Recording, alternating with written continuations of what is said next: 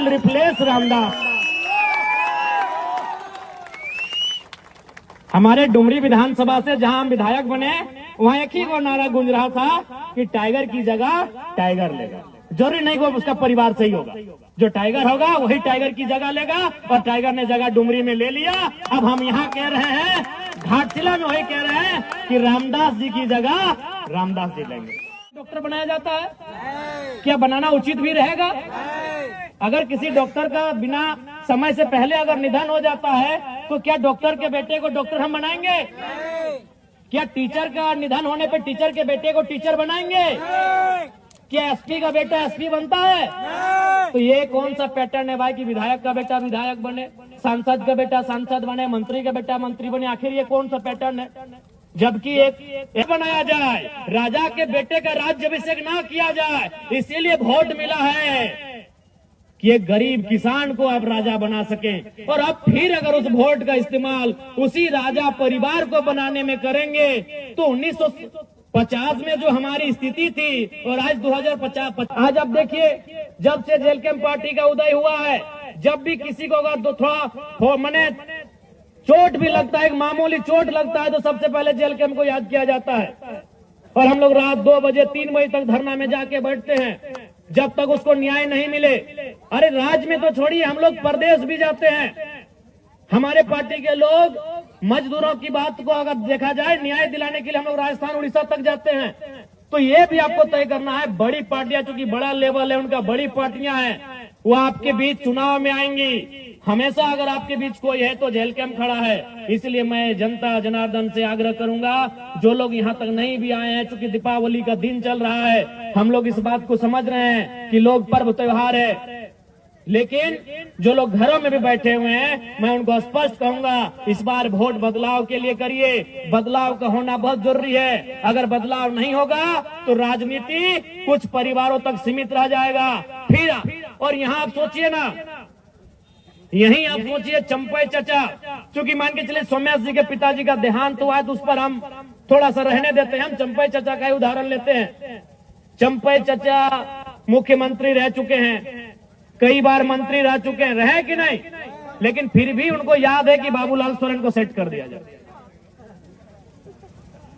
चंपई चचा मुख्यमंत्री रह चुके हैं, मंत्री रह चुके हैं, कई बार विधायक रह चुके हैं, फिर भी उनको बुढ़ापे में चिंता है, जबकि उनके पास अरबों की संपत्ति है। अगर आज के दिन से चंपई चाचा बिस्तर में बैठ जाए ना, बेड में बैठ जाए, घर में खटिया में बैठ जाए, तो उनकी 5 पुश्ते आराम से बैठ के खाएंगी।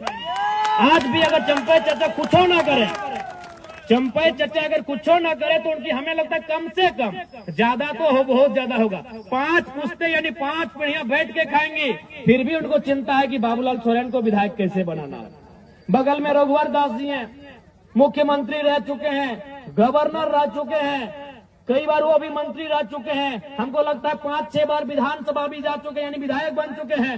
फिर भी उनको चिंता है कि अपनी पुतोहू को टिकट देके विधायक बना दिया, जबकि आपको भी मालूम है वो 5-10 पीढ़ी बैठ के खाएंगे। लेकिन रघुवर चचा को भी चिंता है कि हमारी पुतोहू विधायक कैसे बने। यही आपके अर्जुन मुंडा जी, हमारे इस राज्य के और एक मुख्यमंत्री, बहुत नामी चेहरे, केंद्र में भी मंत्री रह चुके हैं, उनको भी चिंता आई कि अपनी पत्नी को इस बार टिकट दिला दे, पोटका से उनकी पत्नी लड़ी। तो ये अब जनता को तय करना है कि जो मुख्यमंत्री रहा है उसको अपने बच्चों की चिंता है, उसे अपने बेटे की, पुतोहू की, पत्नी की चिंता है। तो जनता अपने बच्चों की चिंता करती है नहीं करती है, ये आप पे डिपेंड करता है। उनसे सीखिए कम से कम। वो मैं 3 मुख्यमंत्री का आपको नाम गिनाया, आप ही के कोल्हान के, उधर मधुपुरा को छोड़ देते, अभी दूरी है, यहीं आपके अगल बगल के चंपई चचा, रघु चाचा, मुंडा जी, 3 मुख्यमंत्री। और किनको टिकट दिलाया? एक ने बेटे को जो घाटशिला में उम्मीदवार है, एक ने पत्नी को जो चुनाव हार गई, और एक ने अपनी पुतोहू को जो चुनाव जीत के विधायक बनी है। अरे जिनके पास अरबों की संपत्ति है, लाख और करोड़ तो छोड़िए, अरबों की, जिनकी संपत्ति अनुमानित अरबों की है, आज वे लोग चिंता कर रहे हैं मेरा बेटा कैसे विधायक बने, मेरी बहू कैसे विधायक बने, मेरी पत्नी कैसे विधायक बने। तो आज जनता को भी सोचना होगा कि जनता की आवाज कौन बनेगा, जनता के लिए लड़ेगा कौन, जनता के बच्चों के भविष्य की आवाज कौन बनेगा, उनके शिक्षा, स्वास्थ्य, रोजगार पे बात कौन करेगा, उसके लिए उनको वोट करना है, ये जनता को समझना होगा। और नहीं तो फिर इसी प्रकार ये राजनेता इस राजनीति को हमसे दूर लेके चले जाएंगे। जब भारत देश में वोट देने की तारीख की शुरुआत हो रही थी, जब भारत देश में वोट देने का नियम बन रहा था, तो देश के संविधान निर्माताओं के प्रमुख डॉक्टर भीमराव अंबेडकर जी ने कहा था कि आज के बाद से इस देश में राजा रानी के पेट से नहीं मतपेटी से निकलेगा। लेकिन जनता ने उस पैटर्न को तोड़ दिया है। आज फिर आप राजा के घर में राजा चुनने लगे हैं। अरे राजा के घर में राजा ना चुना जाए, इसीलिए तो वोट का अधिकार मिला है आपको कि राजा की पत्नी को रानी ना बनाया जाए, राजा के बेटे का राज्याभिषेक ना किया जाए, इसीलिए वोट मिला है कि एक गरीब किसान को आप राजा बना सकें। और अब फिर अगर उस वोट का इस्तेमाल उसी राजा परिवार को बनाने में करेंगे तो 1950 में जो हमारी स्थिति थी और आज 2025 में जो हमारी स्थिति है, क्या अंतर रहा? ये वोट का अधिकार क्यों मिला? ये वोट का अधिकार इसीलिए मिला था कि राजा के घर में राजा नहीं होगा, राजा के घर में रानी नहीं होगी। एक साधारण सा पढ़ा लिखा नौजवान, चाहे वो किसान का बेटा रहे, वह दलित का बेटा रहे, वह आदिवासी का बेटा रहे, वह किसी मजदूर का बेटा क्यों ना रहे, अगर उसमें टैलेंट होगा, वो हकदार होगा, वो जनता के बीच से चुन के जाएगा। इसलिए वोट की व्यवस्था आई। लेकिन हम और आप तो फिर उस व्यवस्था को दरकिनार कर रहे हैं। तो अगर आज 2025 में अगर हम लोग फिर उस व्यवस्था को दरकिनार करते हुए राजा के घर में राजा के बेटों को विधायक सांसद चुनेंगे, तो याद रखिएगा 2050 आते आते फिर से आपको आभास होगा कि हम नाम के लोकतंत्र में असल में राजतंत्र का हिस्सा बन के रह गए। आपको उस समय फिर एहसास होगा कि अंग्रेज चले गए, लेकिन उनकी ईस्ट इंडिया कंपनी आज HCL कंपनी का रूप धारण कर चुकी है। आज टाटा टिस्को टेल्को के रूप में काम कर रही है, क्योंकि आपने फिर से वही परिपाटी को दोहराया, आपने फिर से वही पैटर्न को दोहराया कि राजा के घर में ही जो होगा देखा जाएगा। तो फिर जनता का सुनेगा कौन? जनता की पूछेगा कौन? आप ईमानदारी से बताइए, घाटशिला में अगर कोई भी जरूरत पड़ा, घाटशिला में अगर कोई भी दुख पड़ा, तो क्या वे लोग आपके बीच आकर इस प्रकार जमीन में बैठेंगे? क्या आपके साथ धूल कण में बैठकर आपके लिए आंदोलन करेंगे? क्या आपके साथ सड़क में बैठकर आपकी आवाज को बुलंद करेंगे? नहीं करेंगे। वो साहस अगर किसी में है तो केवल और केवल जेल कैंप पार्टी में है। इसलिए हमारे प्रत्याशी श्री रामदास मुर्मू जी को विजयी बनावे।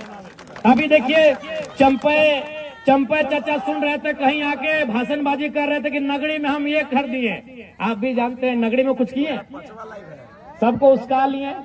नगरी वाला याद होगा आपको, रिम्स की जमीन का मामला, सभी आदिवासी लोग को उसका लिए। आदिवासी लोग लोहरदगा से आए, खूंटी से आए, लातेहार से आए, सिमडेगा से आए, गुमला से आए, रामगढ़ से आए, सिल्ली से आए, और पता चला चंपे चाचा है ये नहीं हुआ। कौन था? सुबह देवेंद्र नाथ महतो थे और शाम को जयराम महतो था। वो हाल जोतने का काम कौन किए? हमारे पार्टी के देवेंद्र बाबू किए कि नहीं? चंपे चाचा डर से अंदर में थे। और उनका बेटा का बोली आप सुने होंगे, बाबूलाल भैया का। उनको मीडिया को नहीं, उनको पूछा, पुलिस बोला कि चलिए आपको अरेस्ट करके थाना ले जाते हैं। बोला नहीं, हम यूट्यूब में देखे हैं, हम लोग एक आदिवासी भाई का इनकाउंटर हुआ है, तो आप मेरा भी इनकाउंटर कर देंगे, हमको डर है। तो बताइए बाबूलाल दा, इतना डरिएगा तो राजनीति कहाँ कर रहे हैं? चंपे चाचा इतना खेत ला दिए हैं, बस जोतिए और खाइए। सुने कि नहीं हम घर चले जाएंगे। ये बाबूलाल जी का स्टेटमेंट है कि हम घर चले जाएंगे। तो इसलिए अब आपको तय करना है। और देखिए, जहां तक पूर्व मंत्री जी का बात है, उनको तो मैं पहले श्रद्धांजलि अर्पित करता हूं। रामदास बाबू नहीं रहे हमारे बीच। उसी समय दिसम गुरु शिबू सोरेन का भी देहांत हुआ, निधन हुआ। निसंदेह उनके निधन होने से, उनके दुनिया से चले जाने से राज्य की जनता मर्माहत है, राज्य की जनता में दुख है। लेकिन ये जरूरी नहीं है कि उनके घर से जो आएगा विधायक बनने के लिए वही उस राज्य को चलाएगा या फिर वही उनकी तरह काम करेगा। यहाँ सिंपल है। आपको याद होगा, जब हमारे ही डुमरी विधानसभा में जगन्नाथ बाबू नहीं रहे, तो वहां एक स्लोगन आया कि टाइगर विल रिप्लेस टाइगर, क्योंकि जगन्नाथ बाबू को भी वहां टाइगर कहा जाता था। सुने, आज उनके पिताजी का भी निधन हुआ, उनको भी हम श्रद्धांजलि अर्पित करते हैं। तो वहां भी जनता के बीच से एक आवाज आया कि टाइगर विल रिप्लेस टाइगर। तो घाटशिला में भी आवाज आना चाहिए, रामदास विल रिप्लेस रामदास। हमारे डुमरी विधानसभा से जहां हम विधायक बने, वहां एक ही को नारा गूंज रहा था कि टाइगर की जगह टाइगर लेगा। जरूरी नहीं कि उसका परिवार सही होगा, जो टाइगर होगा वही टाइगर की जगह लेगा, और टाइगर ने जगह डुमरी में ले लिया। अब हम यहाँ कह रहे हैं, घाटशिला में वही कह रहे हैं कि रामदास जी की जगह रामदास जी लेंगे। सीधा बात है, रामदास सोरेन जी की जगह रामदास मुर्मू जी लेंगे, रामदास जी की जगह रामदास जी लेंगे। ये तो आवश्यक नहीं है कि भाई उनके घर में जो जन्म ले, उनका जो खून हो वही उनके जैसा हो, वही उनके जैसा काम करिए, जरूरी है। अगर ऐसा होता तो आज प्रधानमंत्री गांधी का पोता को होना चाहिए था, गांधी जी का पोता को होना चाहिए था, भगत सिंह के रिश्तेदार को होना चाहिए था, सरदार पटेल के रिश्तेदार को होना चाहिए था, नेताजी सुभाष चंद्र बोस के रिश्तेदारों को होना चाहिए था कि नहीं? अब गांधी जी अगर 1942 में आधे कपड़ों का आधा कपड़ा पहन के आंदोलन किए हैं, और उनका वंशज अगर आज वोट टाइम में आके कहेगा कि हमारे पूर्वज महात्मा गांधी जी उस समय ऐसा किए हैं, वो तो भाई आज का समय अलग है, उस समय अलग थे। गांधी पूरे देश के थे, अपने परिवार के नहीं थे।